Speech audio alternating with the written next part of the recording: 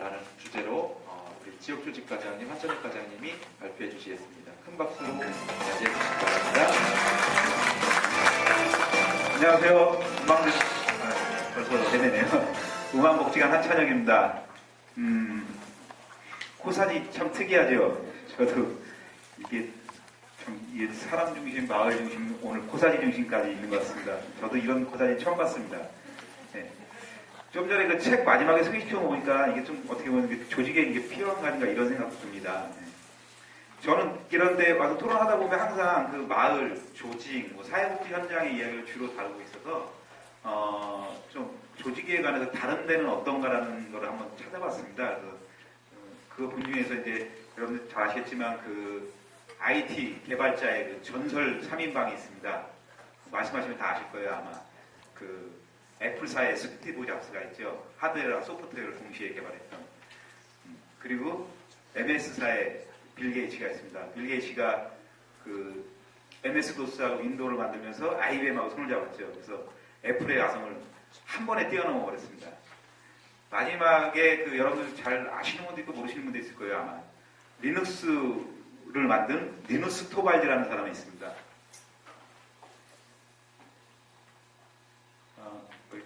풀법을 막는 거 아니에요? 네. 이 리눅스 토발즈가 쓴 책 제목입니다, 이게. 리눅스 그냥 재미로. 이분이 이거를 만들 때 그냥 재미로 만들었다고 합니다. 유닉스 기반으로 만들었는데, 이분이 만들고 나서 어떻게 했냐면, MS의 윈도우나 애플 같은 경우는 그 개발자들이 다 참여한 자기네 그 조직 내 그룹이 있잖아요. 회사에서 월급을 받고 쓰는 그룹이죠. 이분은 자기 프로그램을 만들고 나서 바로 세상에 던져놔 버렸습니다. 이 개발에 누구나 참여할 수 있습니다. 언제나 참여할 수 있습니다. 네. 이걸 오픈소스 프로젝트라고 하는데 그때는 커널이라고 했습니다. 지금 여러분들 자주 듣는 플랫폼 개념입니다. 한마디로. 네. 누구나 오고 언제나 오고 대신 언제나 또 나갈 수도 있죠. 이거를 리눅스는 어떻게 표현했냐면 공동체라고 표현했습니다. 조직이라고. 아주 느슨한 조직이죠. 하지만 지속 가능한 조직입니다. 여기에는 회장도 없고 사장도 없고 총무도 없고 회계도 없고 회원도 없습니다. 그냥 누구나 언제든지 참여할 수 있는 이런 조직이 있습니다. 아마 마을 만들기, 요즘 조직이라면 이제 대세가 마을 만들기니까 마을 만들기가 지향해야 될 조직이 이런 게 아닌가 생각합니다. 그래서 제가 다녀온 두 곳을 좀 소개해 드리려고 합니다. 다녀온 곳에 대한 내용은 대부분 책에 담겨있기 때문에 그 외형적인 내용보다 무엇을 했냐보다는 어떻게 그것을 했는지에 대해서 좀 말씀드리고자 합니다. 여기는 일본을 다녔는데 여기는 전쟁, 국제교류, 수산업, 예술가 이런 여러 가지 형태의 문화가 이 마을 내에 있었습니다. 이미. 하지만 이제 그런 걸 못 느끼고 있었는데 이 역사 선생님이 그걸 갖다가 하나하나 캐면서 이걸 이야기를 만들어가기 시작했습니다. 이 이야기를 만드는데 어디까지냐면 일본이 가장 컴플렉스로 삼고 있는 그 고대사하고 전쟁 이야기까지 합니다. 거기다 위안부까지 이야기를 합니다. 그래서 관공서에서 엄청나게 반대를 하고 전혀 협조가 이루어지지 않았어요. 그리고 이 마을에 사람들이 왔다 하니까 주민들도 싫어했습니다. 이제 노인분들이 많이 남아있는 상태에서. 그럼에도 불구하고 이분이 자기네 마을 이야기를 갖다 계속 끌어내서 만들어내기 시작했습니다. 이 이야기가 자꾸 주민들한테 번지기 시작하면서 주민들이 우리의 일들이 저 먼데 있던 것 같은 일들이 하나하나 이야기로 만들어지기 시작하니까 이 주민들이 동참하기 시작했습니다. 그래서 이 마을을 방문하면 노인분들이 마을을 안내하고 자기네 그 옛날의 이야기들을 만들어내가고 그 이야기를 전달하기 시작했습니다. 제가 여기서 느낀 게 여기를 보고 와서 느낀 거는 그겁니다. 첫째는 주민조직이라는 게 10사람, 20사람, 100사람이 모여서 시작하는 게 아니라 누군가 한 사람에 의해서 시작되는 거고 또 하나는 멀리 있는 것, 내가 없는 걸 갖다 구해다가 만드는 게 아니라 내 지역에 있는 것, 내가 충분히 가지고 있는 걸로 만드는 게 지역 조직이라고 생각했습니다. 여기는 이 문화는 전부 이 안에 있는 겁니다. 근데 이 안에 있는 문화가 결국 이 안에서만 머문 게 아니었고 여기 그 유명 작가가 머무는 걸 또 복원하기 시작했습니다. 그 예엠표가 모금운동을 시작했는데 그 모금은 아직은 미약하지만 전국적으로 모금운동이 가능하게 됐습니다. 이런 한 사람의 노력이 맺어진 결실, 그게 조직으로 이어지고 결국 전국적으로 확대되는 어떤 예입니다. 두 번째, 제가 이거는 안양입니다. 여기 요 도로가 뭐냐면 이쪽이 안양이고 이쪽이 과천 가는 아주 8차선 대로입니다. 이쪽이 평촌 신도시가 자리 잡고 있습니다. 신도시가 자리 잡고 있지만 그 주변은 대부분 원래 살던 분들 좀 이렇게 어렵고 좀 이런 분들이 많이 사시죠. 여기도 마찬가지입니다. 여기 작은 나지막한 동산이고 이쪽 뭐 롤라 국제경기장이 열렸던 데인데요. 이 뒤쪽으로는 좀 어려우신 분들이 많이 삽니다. 여기에 우리가 좀 상상하기 어렵게도 공무원이 결론적으로는 조직을 만들어냅니다. 이분이 처음 여기 발령받아서 오면서 요 산을 요 마지막 동산을 보고 민둥산이거든요. 요게 이제 그 참정기념비고 6.25 때. 조 산이 내가 할 일이구나라고 생각을 했답니다. 이분이 오셔서 뭐랬냐면 이분이 그 시골에서 자라고 야생화에 대해서 잘 안다고 합니다. 그래서 야생화 동산을 조성하려고 마음 먹고 하는데 주민 누구 하나도 거들떠오지 않습니다. 왜냐하면 뭐 통장님들 아니면 뭐 부녀회원들 이런 분들도 다 낮에 직장 다니고 있는 상태라서 그래서 혼자서 야생화를 심다니까 실패를 합니다. 그러니까 좋아했던 거지만 또 막상 해보니까 달라서 게다가 어떤 기회가 되어 공모사로부터 200만 원을 받아서 그 전국에 가서 그 야생화를 대량 구매를 해서 여기다 옮겨시키기 시작했습니다. 그렇게 성공을 거둡니다. 이 과정 중에서 그 주민들은 전혀 참여하지 않았어요, 처음에는. 근데 동산이 만들어지기 시작하고 예뻐지니까 주민들이 오기 시작합니다. 이분이 만든 과정인데, 이것도 자료를 제가 제공받은 건데, 이 꽃동산 조성하는 모습이고요. 네. 나중에 그 시에서 날매정 세우고, 네. 날매정 오픈식 하는 거고, 그리고 여기서 이제 저희가 생각하는 게 뭐냐면, 이런 어떤 주민 조직이 우리가 전국에 취하는 게 뭐냐면, 자립을 많이 강조하잖아요. 그 다음에 협동조합이라는 뭐 수익구조를 창출해내고 이분이 이렇게 단순하게 이분이 이걸 시작하고 보정을 받고 주변에 관심을 받으면서 3단계로 계획을 짰습니다. 그 중에 1단계가 완성했는데 1단계에 이미 그걸 성공했습니다. 이분이 협동조합 형태의 카페를 만들었습니다. 여기 찾아오는 사람들이 굉장히 많이 찾아왔어요. 여기를. 그리고 야생화 판매점을 또 만들었습니다. 그래서 판매점을 만들어서 여기는 보조금을 받지 않고도 이 야생화 동산이 자체적으로 유지 보수가 가능한 것이 됐습니다. 근데 추후에는 이제 그 2단계, 3단계 갖고 야생화 동산 또 전체적으로 조성할 계획을 갖고 있습니다. 여기서 공모는 제가 그겁니다. 여기도 우리가 흔히 얘기하는 뭐 전문가도 아니었습니다. 전문가도 아니지만 내가 관심 있는 분야를 나 혼자서 시작했습니다.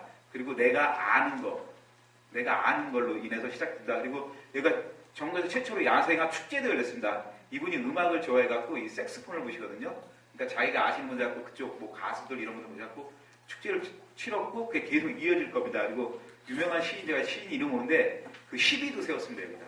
굉장히 성공한 케이스로 잘 잡고 있습니다. 타 지역을 봤지만 제가 잠깐 여기서 우리 지역을 말씀드리고자 합니다. 제가 여기 8년 다 돼갑니다. 근무한 지가. 8년 동안 들은 얘기가 몇 가지 있습니다. 아주 못에 풀렸죠. 자존감이 낮은 동네, 살고 싶지 않은 동네, 그리고 여기가 20여 년 됐습니다. 제가 사는 곳만 해도 몇 대씩 이어온 사람들이 있고, 막 옛날 얘기하고 막 이런 문화를 얘기합니다. 여기 20여 년밖에 안 됐습니다. 이 지역에 역사라는 것도 어떻게 보면 없습니다. 그리고 뭐, 아까 모두에도 말씀드렸지만, 다른 분들 말씀드렸지만, 장애인분도 많이 계시고, 노인분도 많이 계시고, 수급자가 대부분이고, 학부모가족도 많고, 이런 데입니다. 그리고 수련 유일의 연구인대 아닙니다. 여기에 뭐가 있겠습니까? 제가 일본을 다니면서 참 실망을 많이 하고 있습니다. 자기 거 갖고 하는데 그래서 근데 저희 직원 한 분이 저한테 힌트를 하면서 우리 마을에서 한번 찾아보는 게 어떨까요? 그런 얘기를 하더라고요. 그래서 우리 마을에서 아직은 뭐 찾고 있는 중이지만 어떤 이야기를 만들어갈까 한번 생각해봤습니다. 우리 마을에 이게 뭐냐면 좀 어두워서 안 보이지만 이게 아낌없이 주는 나무라고 있습니다. 우리 마을에 사시는 분이 돌아가시면서 여기에 묻히고 싶다. 근데 이게 장지법상 여기에 묻힐 수가 없답니다. 그래서 그분 보증금을 가지고 요 나무를 심었습니다. 이게 좀 작아서 잘 안 보이지만 이렇게 두 개가 할머니나 뭐 할아버지 나옵니다. 여기서 돌아가신 분이 여기 있습니다. 만약에 이 지역에 정이 없고 살고 싶지 않다면 이 지역에 머무르고 싶지 않다면 이런 일이 있을 수 없다고 생각합니다. 그리고 제가 한 3년 전, 4년 전에 후원 담당하고 있을 때 매월 10만 원씩 보내주는 사람이 있어요. 나이도 젊은데. 도대체 이분을 연락이 안 되는데 겨우겨우 연락이 됐어요. 그래서 연락이 안 된 이유가 현역 대회예요. 그때 당시에. 그래서 돌아다니다 보니까 연락이 잘 안 된 거예요. 이분이 왜 10만 원씩 왜 안 되냐 했더니 이분이 여기 출신입니다. 여기 출신인데 자기가 어렸을 때 그 공부방에서 배우고 사회부 선생님의 도움을 너무 많이 했고 이게 너무 고맙고 감사해서 자기는 되게 깊은다고 생각하고 이걸 한답니다. 우리 지역에서 이런 생각은 당연히 없을 거라고 그동안 생각했습니다. 우리 동네 청소년들은 학교 빠지고 어디 가서 놀고 술 먹고 담배 피고 이런 것만 늘 생각했고 공부방에 억지로 끌고 오고 얘네들은 도저히 이렇게 될 수 없을 거라고 생각했습니다. 근데 이런 사람도 있습니다. 우리가 찾아보지도 않았는데도 나타나는 사람들. 그리고 이분 뭐 여러분 잘 아시지만 올해 초에 금강장사 이협회한 분입니다. 우리 동네에 살고 있습니다. 다. 우리도 이런 사람들도 있습니다. 그리고 제가 엊그저께 알았지만 방실이 알죠. 방실이도 우리 동네 삽니다.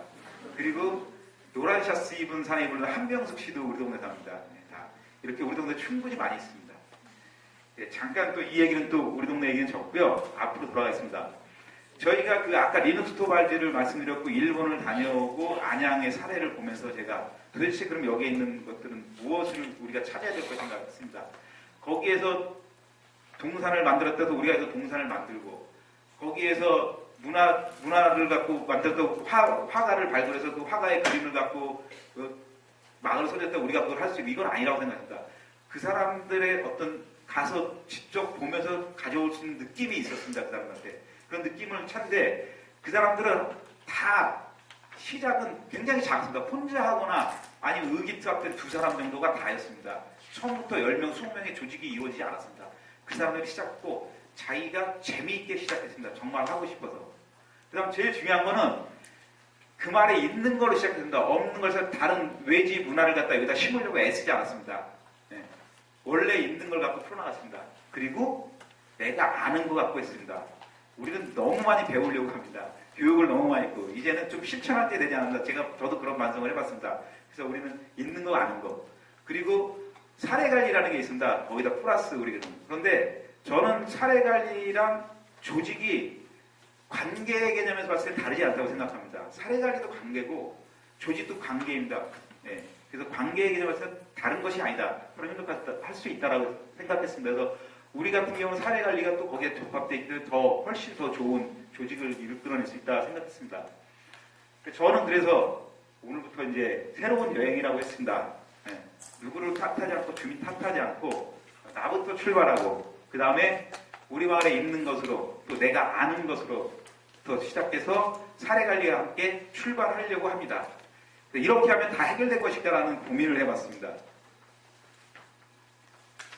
제가 그 세 가지를 썼습니다. 그 고민에 대해서 여러분들한테 오늘 이거를 좀 던져놓고 싶은 생각입니다. 저는 이제 사회복지사 경계선에 서 있는 사람이라고 많이 그 얘기를 합니다.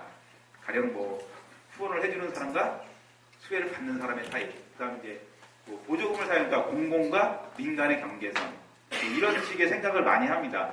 그래서 거기서 또 뭐가 있냐면 그 아까 사례관리 얘기하면서 했지만 복지사들한테 주어진 그 역할이 너무 많다. 우리가 과연 복지사인가 조직가인가라는 생각을 좀 해봐야 될 필요가 있다고 생각했습니다.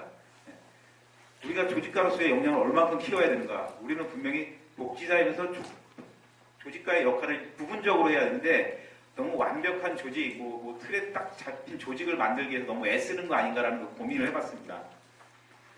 그리고 움직임이 보이지 않는 주민이라는 그 제목을 달아봤는데요.